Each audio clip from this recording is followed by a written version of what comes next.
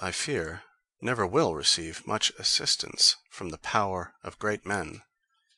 to whom she is but rarely known and more rarely welcome. She is not taught by laws, nor has she any need of force to procure her entrance into the minds of men. Errors, indeed, prevail by the assistance of foreign and borrowed succors, but if truth makes not her way into the understanding by her own light, she will be but the weaker for any borrowed force violence can add to her. Thus much for speculative opinions. Let us now proceed to practical ones. A good life, in which consist not the least part of religion and true piety, concerns also the civil government, and in it lies the safety both of men's souls and of the commonwealth. Moral actions belong, therefore, to the jurisdiction both of the outward and inward court, both of the civil and domestic governor, I mean both of the magistrate and conscience. Here, therefore, is great danger lest one of these jurisdictions entrench upon the other, and discord arise between the keeper of the public peace and the overseer of souls. But if what has been already said concerning the limits of both these governments be rightly considered, it will easily remove all difficulty in this matter. Every man has an immortal soul, capable of eternal happiness or misery,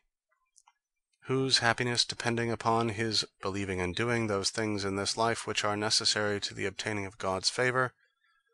and are prescribed by God to that end. It follows from thence, first, that the observance of these things is the highest obligation that lies upon mankind, and that our utmost care, application, and diligence ought to be exercised in the search and performance of them, because there is nothing in this world that is of any consideration in comparison with eternity. Secondly, that seeing one man does not violate the right of another by his erroneous opinions and undue manner of worship, nor is his perdition any prejudice to another man's affairs. Therefore, the care of each man's salvation belongs only to himself. But I would not have this understood as if I meant hereby to condemn all charitable admonitions and affectionate endeavors to reduce men from errors, which are indeed the greatest duty of a Christian. Any one may employ as many exhortations and arguments as he pleases towards the promoting of another man's salvation,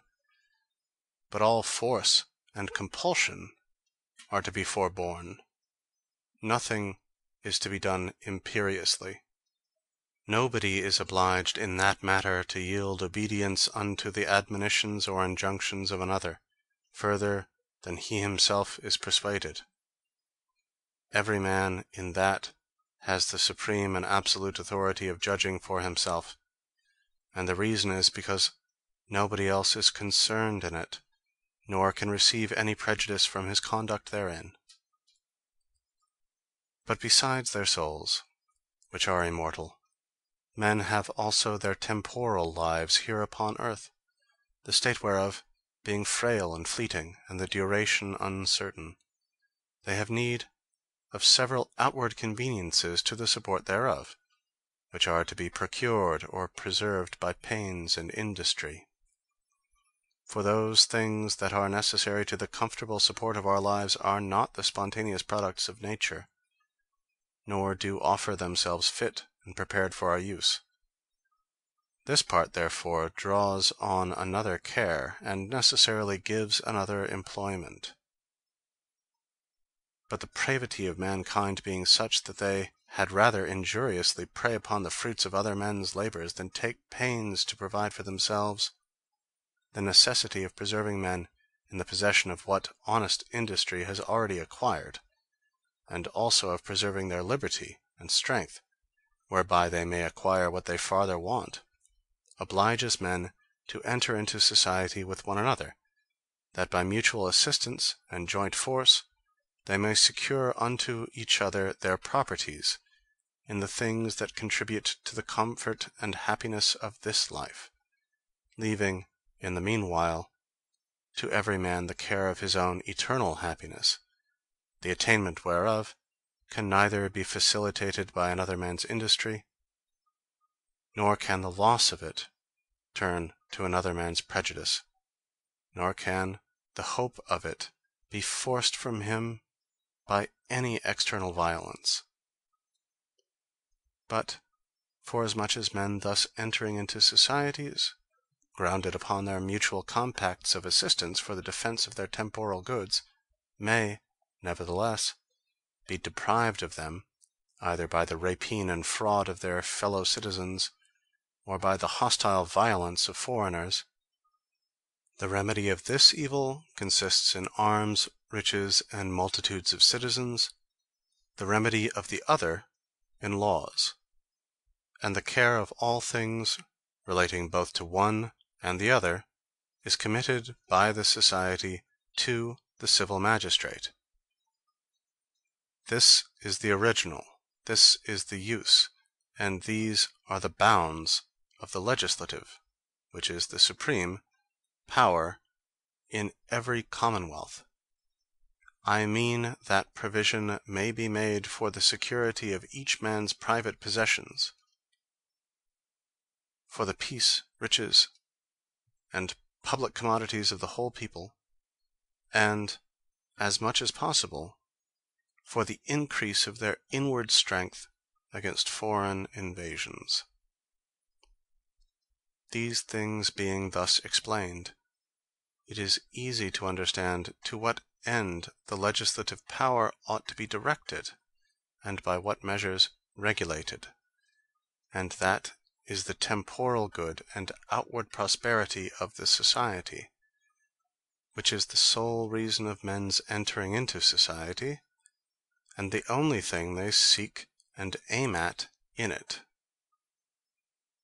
And it is also evident what liberty remains to men in reference to their eternal salvation, and that is, that every one should do what he in his conscience is persuaded to be acceptable to the Almighty, on whose good pleasure and acceptance depends their eternal happiness. For obedience is due, in the first place, to God, and afterwards to the laws. But some may ask, what if the magistrate should enjoin anything by his authority that appears unlawful to the conscience of a private person? I answer that, if government be faithfully administered, and the counsels of the magistrates be indeed directed to the public good, this will seldom happen. But if, perhaps, it do so fall out, I say, that such a private person is to abstain from the action that he judges unlawful, and he is to undergo the punishment which it is not unlawful for him to bear. For the private judgment of any person concerning a law enacted in political matters for the public good does not take away the obligation of that law, nor deserve a dispensation. But if the law, indeed, be concerning things that lie not within the verge of the magistrate's authority, as, for example, that the people, or any party amongst them, should be compelled to embrace a strange religion, and join in the worship and ceremonies of another church, men are not in these cases obliged by that law against their consciences. For the political society is instituted for no other end, but only to secure every man's possession of the things of this life, the care of each man's soul, and of the things of heaven, which neither does belong to the commonwealth, nor can be subjected to it, is left entirely to every man's self. Thus the safeguard of men's lives and of the things that belong unto this life is the business of the commonwealth, and the preserving of those things unto their owners is the duty of the magistrate, and therefore the magistrate cannot take away these worldly things from this man or party and give them to that. nor change propriety amongst fellow subjects.